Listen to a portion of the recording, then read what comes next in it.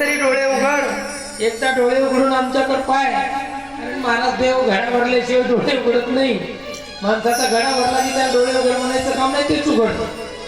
पुतना सारखी पाहत होती कृष्ण कधी उठणार आणि मी कधी याला संपवणार, मी याला कधी स्तनपान करणार, सारखं पुतना असं म्हणत आहे.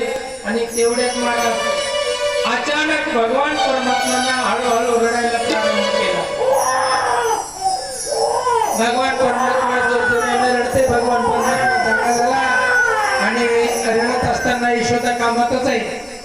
यशोदा कामात रममाण झालेली, कृष्ण रडते. आणि हे पाहिल्याबरोबर हळूच पुतनेनं त्या बाळाला आपल्या हृदयाशी पकडलं आणि खाली बसलेली पुतना कृष्णाला मांडीवर घेतलंय. आपला पदर त्याच्या अंगावरून समोर टाकलाय आणि एक मुलाला स्तनपान करायचा प्रारंभ केला. कृष्णाने डोळे बंद केले.